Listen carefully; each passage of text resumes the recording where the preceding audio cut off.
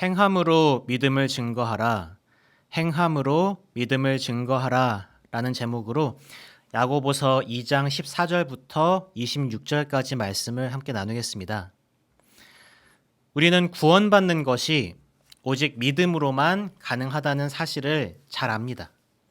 사람은 전적으로 부패하고 타락한 상태에 있습니다. 그렇게 부패하고 타락한 상태로 어떤 착한 일을 하거나 혹은 어떤 공로를 쌓음으로써 위로워질 수가 없습니다. 불의한 사람은 그 자신의 부패와 타락으로 인해 하나님과 함께할 수 없게 되고 결국 그 끝에는 하나님 나라가 아니라 심판이 있습니다. 우리는 오직 우리의 죄를 대신하여 죽으시고 부활하신 성자 하나님, 우리 주 예수 그리스도를 믿는 믿음으로 구원을 받습니다. 로마서 1장 17절에 복음에는 하나님의 의가 나타나서 믿음으로 믿음에 이르게 하나니 기록된 바 오직 의인은 믿음으로 말미암아 살리라 함과 같으니라. 오직 믿음으로만 구원받을 수 있습니다. 그런데 오늘 본문에서는 구원받을 수 없는 믿음이 있다고 말씀합니다. 14절 말씀을 함께 읽어볼까요? 14절 내 형제들아 만일 사람이 믿음이 있노라 하고 행함이 없으면 무슨 유익이 있으리요? 그 믿음이 능히 자기를 구원하겠느냐? 행함이 없으면서 말로만 믿는다고 고백하면 아무 유익이 없다고 합니다. 이것은 구원받는 조건으로서 믿음과 행함을 대조하는 것이 아니지요. 구원의 조건은 오직 믿음입니다. 그런데 그 믿음이 과연 진실한가, 진짜인가 거짓인가 하는 것은 또 다른 문제입니다. 거짓 믿음, 거짓 신앙은 가짜이지요. 야고보서에서는 행함 없는 믿음은 가짜이고 아무짝에도 쓸모없다고 경고합니다.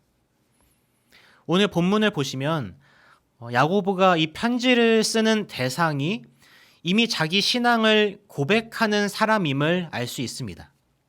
그래서 14절에 말로만 믿음이 있다고 하는 사람들에 대해서 쓰는 거죠. 나는 하나님 믿어. 아유, 예수님 믿지. 예수님이 내 죄 때문에 죽으신 거 아니야. 너무 감사하지. 이런 말들을 하면서 자기 신앙을 고백하는 사람입니다. 아마 이 편지의 수신자들 중 상당수는 신앙생활도 어느 정도 오랫동안 한 사람들이었던 것 같습니다.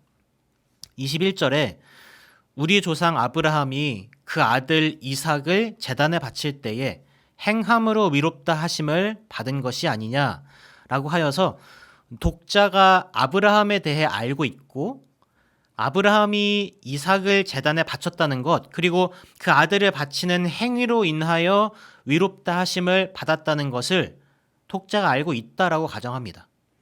그리고 25절에서는 기생 라합이 정탐하러 온 사자들을 하나님을 믿는 믿음으로 잘 대접하고 추적하러 온 사람들을 따돌려서 다른 길로 도망갈 수 있도록 했다는 것, 그 행위로 인해 이방인이었던 라합도 위롭다 하심을 받고 하나님의 구원을 얻었다는 것을 독자들이 알고 있다고 가정합니다. 성경을 어느 정도 안다는 거지요. 그런데 그 사람이 허탄한 사람, 어리석고 멍청한 사람이라는 겁니다. 왜냐하면 머리로만 알고 말로만 고백하고 행위가 따르지 않거든요. 20절에 허탄한 사람아 행함이 없는 믿음이 헛것인 줄을 알고자 하느냐. 행동으로 나타나지 않는 믿음은 구원할 수 없고 쓸데없는 것입니다. 오늘 본문은 계속해서 그것을 강조합니다. 17절에 행함이 없는 믿음은 그 자체가 죽은 것이라. 26절에 영혼 없는 몸이 죽은 것 같이 행함이 없는 믿음은 죽은 것이니라. 우리의 행함으로, 삶으로 증거되지 않는 믿음은 죽은 것입니다.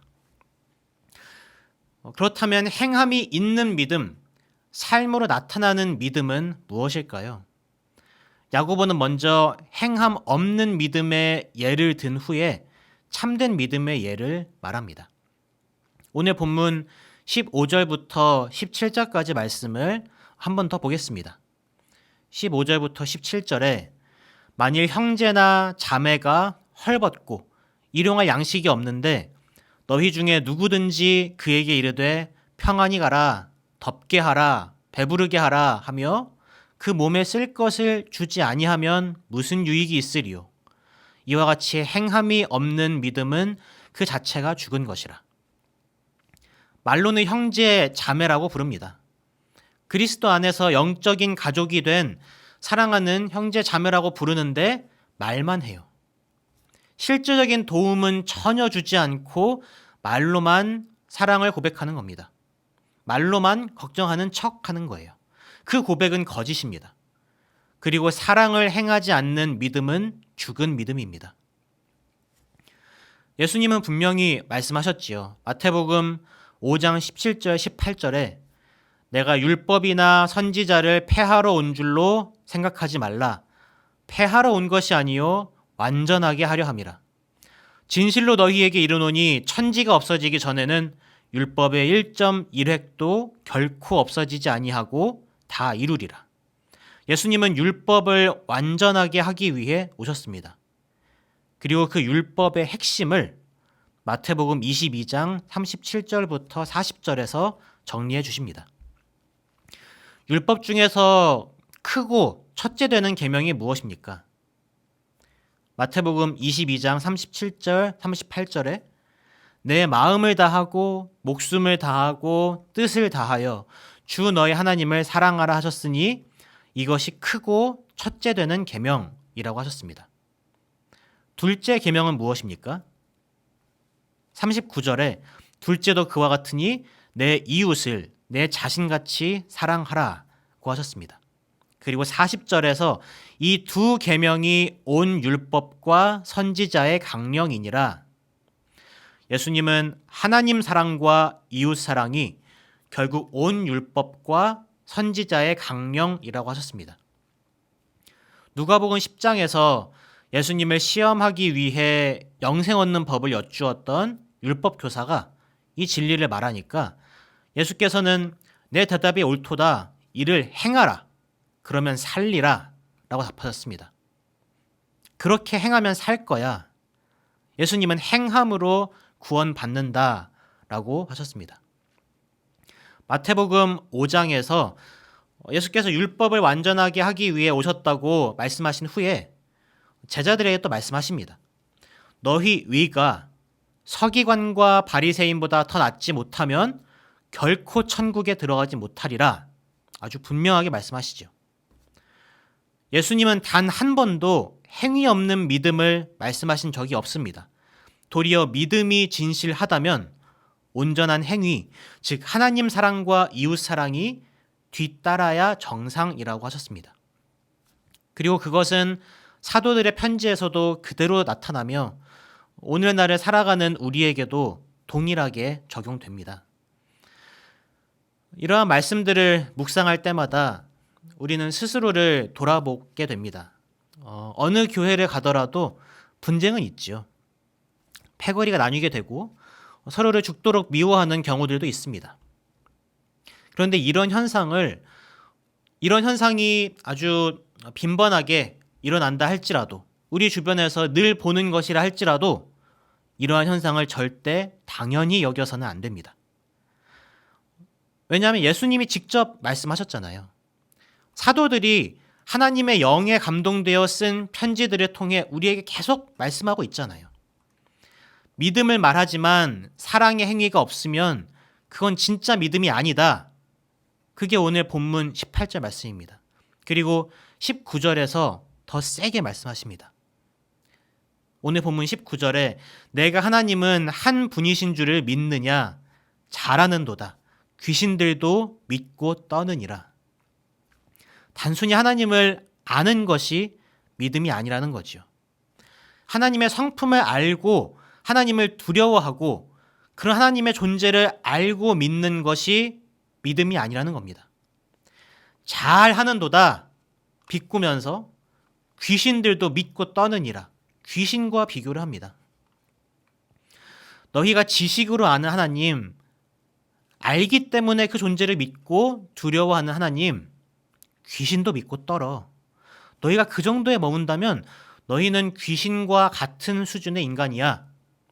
충격적인 책망을 하십니다. 실제로 귀신들은 하나님을 믿고 두려워 떱니다.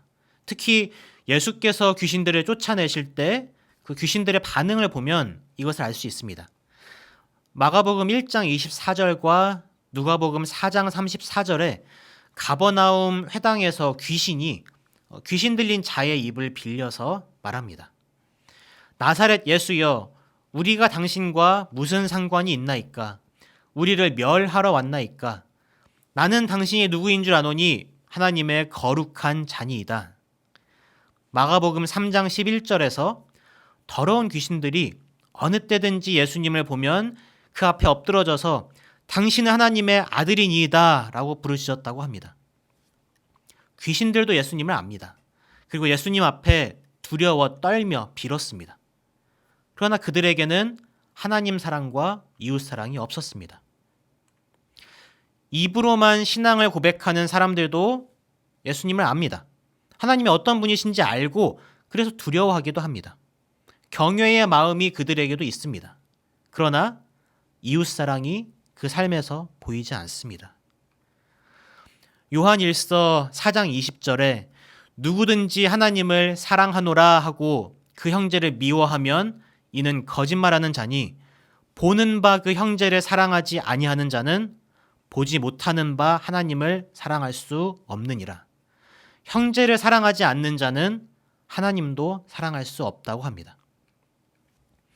우리는 오직 믿음으로 구원받는다라는 말씀을 너무 간단하게 생각하는 경향이 있습니다. 그냥 지식적으로 알고 믿으면 끝이라고 생각합니다. 그리고 그 결과가 오늘날 우리가 보는 한국 교회의 모습입니다. 우리의 신앙이 너무 얄팍해요. 제가 지금 어떤 특정 인물을 떠올리면서 하는 말이 아닙니다. 저부터가 그렇습니다. 죄를 너무 가볍게 생각하고 삶에서 믿음이 드러나지 않는 걸 별로 크게 생각하지 않아요. 사람이 원래 죄 덩어리인데 넘어질 수도 있지 뭐. 사랑하지 않을 수 있지 뭐. 그래도 나는 정말 하나님 믿고 경외하니까 큰 문제는 아니야. 회개하면 되지. 다음에 잘하면 되지. 오늘 성경은 그게 아니라고 말합니다. 교회 안에서 서로 미워하고 분열하는 모습 결코 가볍게 넘길 일 아니라는 겁니다. 우리의 삶에서 믿음이 드러나지 않는 게 당연한 게 아니라는 거예요. 물론 우리는 성화의 단계에 있기 때문에 아직 완전하지 않습니다. 죄의 속성이 여전히 우리에게 남아 있어요. 넘어질 수 있고 실수할 수 있습니다. 그렇지만 우리의 믿음이 진실하다면 그걸 결코 가볍게 넘기지 못한다는 겁니다. 아등바등 발버둥 치는 거예요. 진심으로 통회하고 회개하며 하나님 앞에 매달리는 겁니다. 그 과정을 거쳐야 그것이 구원받은 자이고 점점 거룩해져 가는 성화의 단계에 있는 참으로 믿음을 가진 사람이라는 겁니다. 죄를 가볍게 여기는 것, 믿음이 행함으로 나타나지 않는 것을 가볍게 여기는 사람은 스스로가 자기 신앙에 대해 진지하게 고민해 봐야 합니다. 하나님께 참된 믿음을 구해야 합니다. 그리고 참된 믿음을 가질 때 아주 작은 부분들부터 우리의 행동이 변하게 됩니다. 나눌 수 있게 되고 내 자존심을 굽혀서 사과하고 화해할 수 있게 되고 어떻게든 하나님이 원하시는 모습의 삶을 살아가려고 노력하게 됩니다. 야고보는 그게 믿음이라고 말하고 있습니다. 오늘 하루 우리의 삶의 모습을 찬찬히 돌아보기 원합니다. 우리의 입술의 고백이 삶의 모습과 일치하는지, 우리의 믿음은 행위로 증거되고 있는지, 그 괴리감이 크다면 하나님께 참된 믿음을 가질 수 있도록 도와주시라고 간절히 구합시다. 다른 사람들이 어떤지 생각할 거 없습니다. 어떤 목사님이 그러시더라고요. 회개를 촉구하는 그런 내용의 설교를 하면 꼭 잘하고 있는 사람이 펑펑 울면서 회개하고 저 사람은 좀 들었으면 좋겠는데 그런 사람은 별 생각 없다고. 오히려 뭐 다른 사람들에게 대입한다고 그렇게 말씀하시더라고요.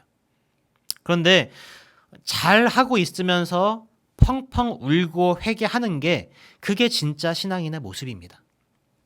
하나님 앞에서 진실할수록 믿음과 삶의 괴리감이 더 크게 느껴지거든요. 오늘 하루 살아가면서 조금 더 하나님 앞에 매달립시다. 우리의 믿음이 진실할 수 있도록 믿음의 고백과 행함이 일치할 수 있도록 그렇게 삶으로 우리의 신앙을 증거하기 위해서 발버둥치는 하루가 됩시다. 기도하겠습니다. 하나님, 우리 안에 죄를 당연시하는 모습들이 있습니다. 하나님 사랑과 이웃 사랑이 삶으로 드러나지 않는 것을 이상히 여기지 않을 때가 많이 있습니다. 죄를 가볍게 여깁니다. 하나님, 우리 안에 참된 믿음이 있습니까? 하나님, 우리 안에 하나님을 향한 부르짖음과 통회하는 심령이 있습니까? 주여, 우리의 믿음 없는 것을 보시고 불쌍히 여기시고 우리가 참된 믿음을 가질 수 있도록 도와주시옵소서. 그리하여 우리의 삶을 통해 그 믿음이 드러나게 하시옵소서. 예수님의 이름으로 기도합니다. 아멘.